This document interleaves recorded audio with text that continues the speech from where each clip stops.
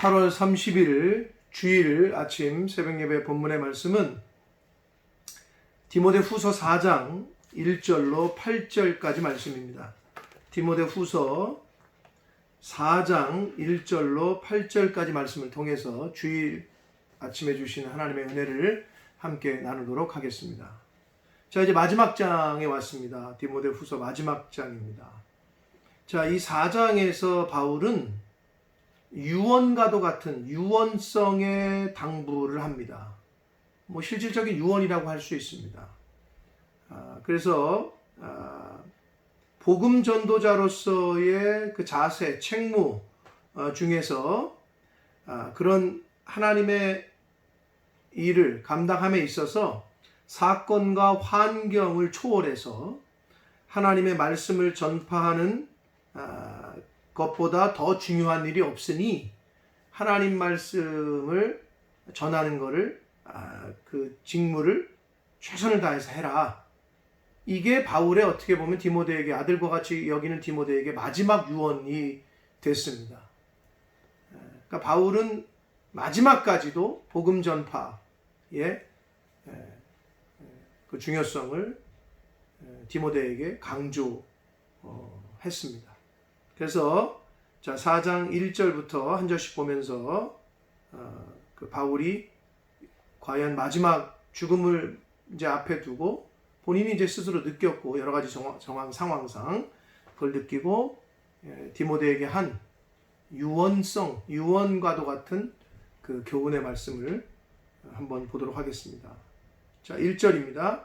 하나님 앞과 살아있는 자와 죽은 자를 심판하실 그리스도 예수 앞에서 그랬습니다. 하나님 앞과 예수 그리스도 앞에 서는데 그 수식하는 게 뭐냐? 예수 그리스도를 수식하는 게 살아있는 자와 죽은 자를 심판하실 그리스도 예수라고 얘기합니다. 자, 하나님과 예수 그리스도 예수. 그런데 살아있는 자와 죽은 자를 심판하실 그리스도 예수. 결국 이건 뭐냐면 예수 그리스도를 영접하는 자 구원을 받고 예수 그리스도를 영접하지 않는 자, 믿지 않는 자 구원을 못 받기 때문에 그 기준이 예수 그리스도이기 때문에 그 예수 그리스도를 영접하느냐, 믿느냐, 믿지 않느냐에 따라서 심판이 달라진단 말이에요. 판단이.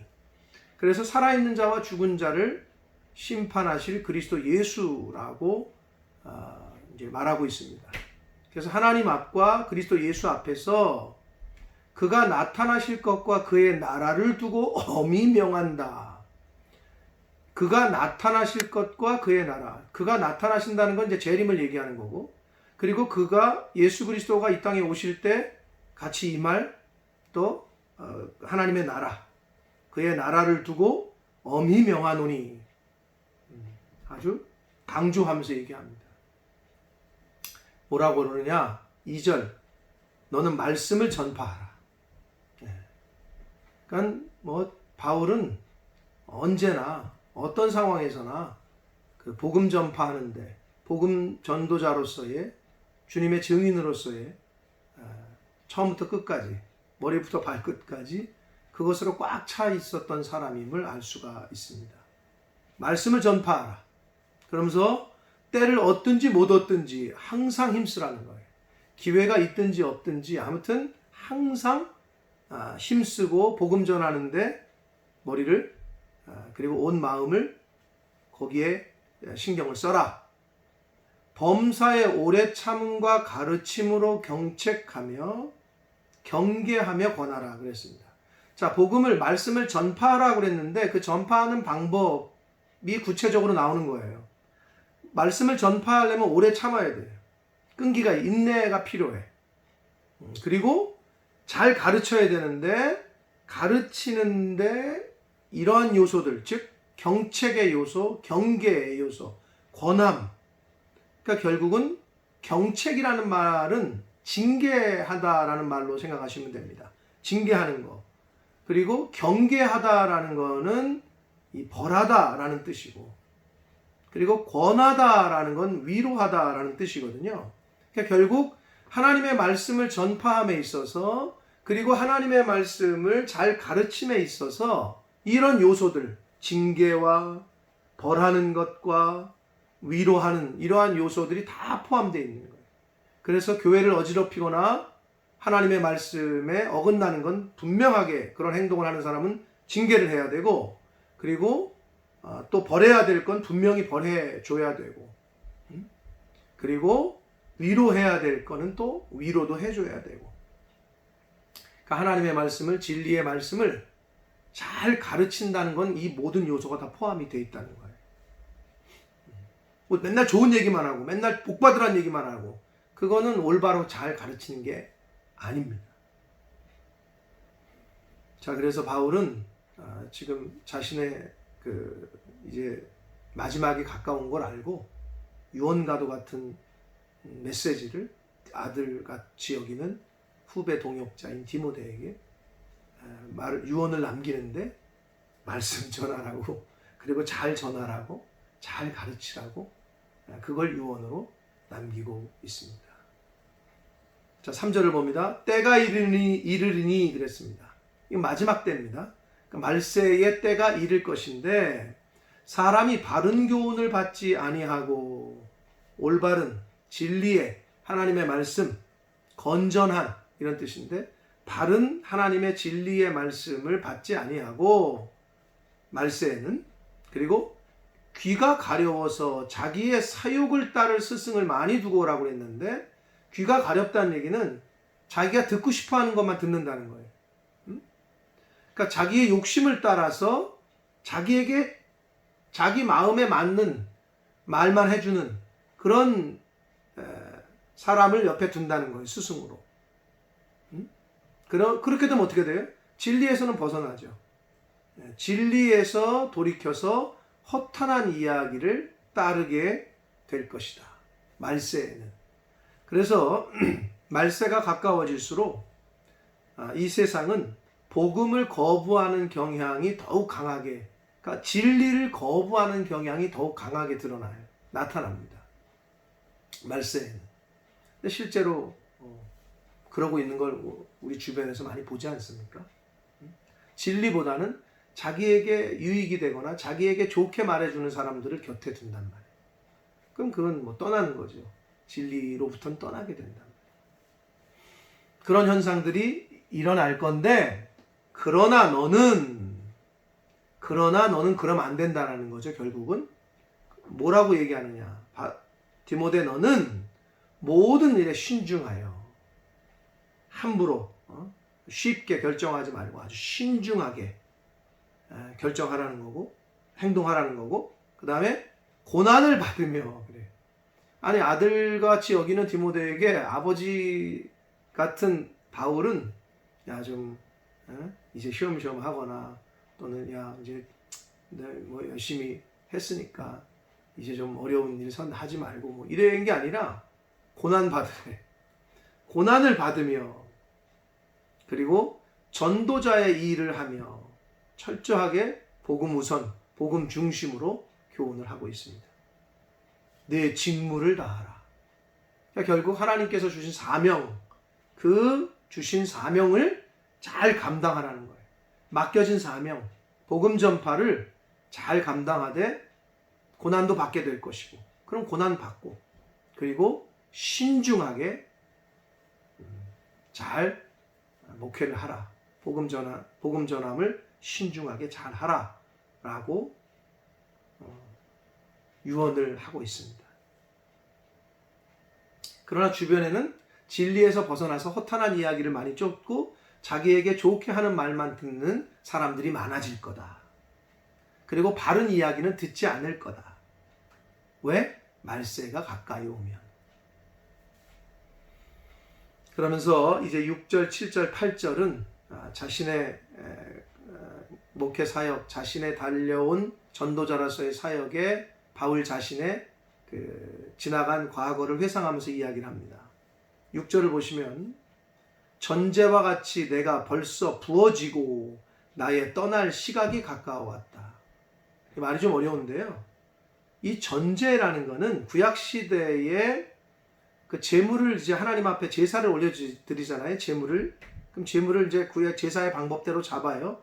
뭐 각을 뜨고 피를 뭐 내장은 어떻게 하고 기름은 어떻게 하고 이제 방법대로. 근데 가장 그 제사를 드리는 것 중에 마지막 방법이, 마지막 순서가 뭐냐 하면 이 기름을 붓는 거였어요.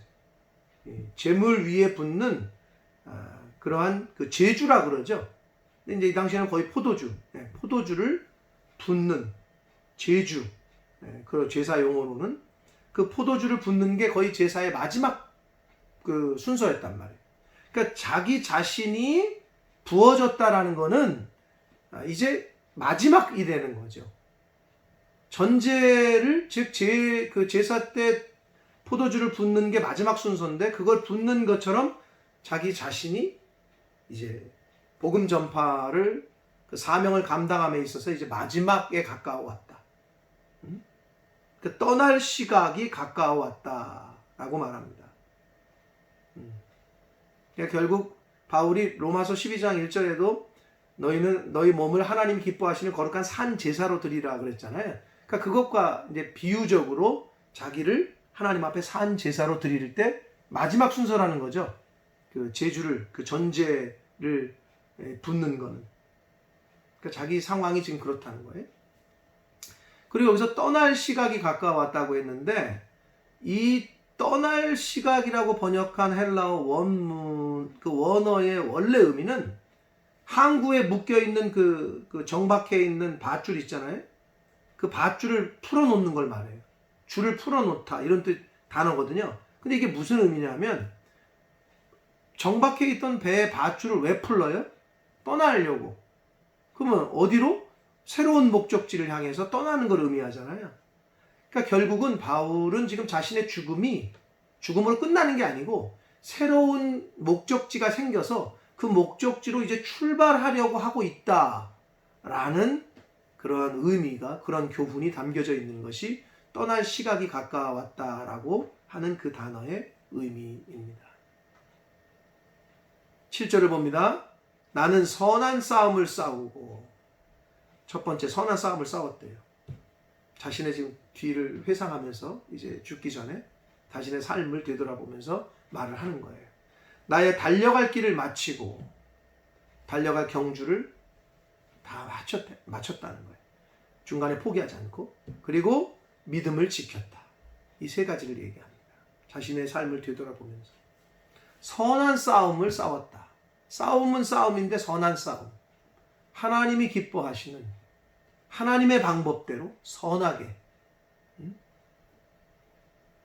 복음을 지키며 복음을 전하며 악한 세상 가운데 선한 싸움을 했다는 거예요, 자신은. 그리고 달려갈 길을 하나님이 나에게 주셨던 그 목적지까지, 그리고 그 주신 사명을 잘 마쳤다는 거예요. 중간에 포기하지 않았다는 거죠. 그러니까 후회가 없다는 거지. 저와 여러분의 인생 마지막 때에 죽기에 앞서서, 하나님이 이제 그만 와라 하실 때에 앞서서 뒤를 돌아봤을 때 이런 고백이 저와 여러분에게서도 있게 되기를 축복합니다. 포기하지 않고 달려갈 길을 마쳤다. 뿐만 아니라 믿음을 지켰다는 거예요. 선한 싸움을 할 때도, 달려갈 길을 감에 있어서도, 믿음의 경주를 함에 있어서 지켜야 될 믿음을 잘 지켰다라고 얘기합니다. 참 멋진 이런 고백을 할 수 있어야 되는데 정말 멋있는 고백인 것 같습니다. 그러면서 8절을 보시면 이제 후로는, 이제 남은 것은 나를 위하여 의의 면류관이 예비되었다.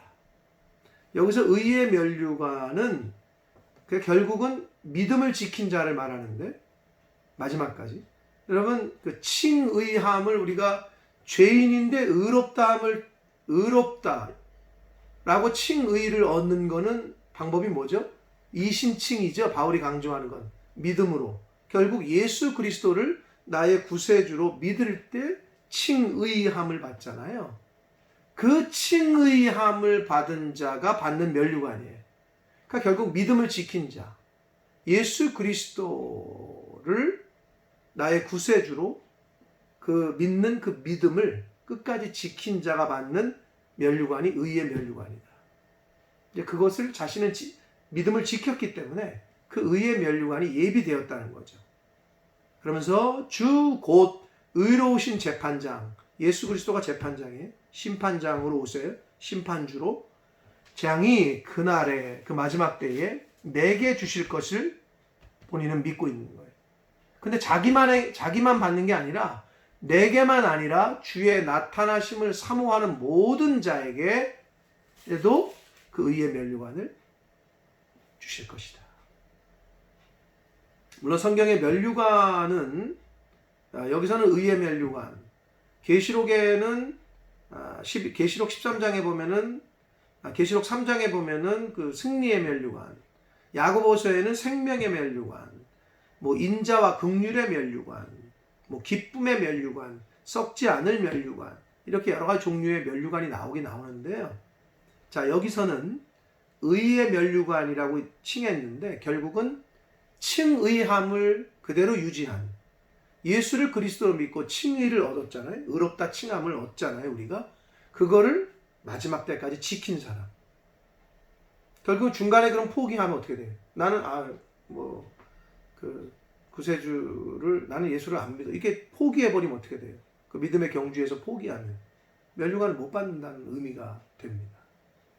믿음을 지킨 자가 받는 거예요. 끝까지 달려간 자가.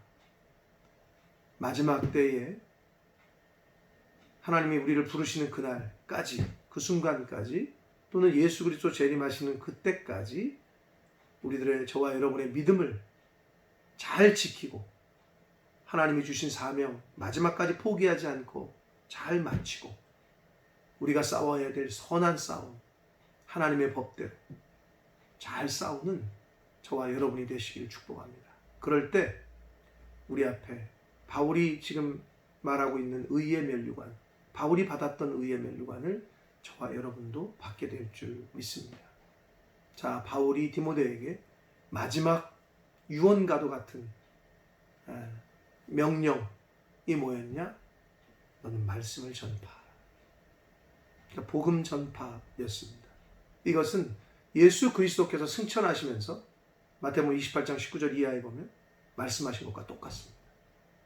너희는 가서 모든 족속으로 제자를 삼아 아버지와 아들과 성령의 이름으로 세례를 주고 내가 너희에게 분부한 모든 것을 가르쳐 지키게 하라. 복음 전하라는 거예요. 증인으로 살라는 거예요. 이게 예수님의 유언과도 같은 명령이셨습니다. 바울의 이 유언은 곧 오늘 저와 여러분에게 주시는 예수 그리스도의 주님의 명령인 줄 믿습니다.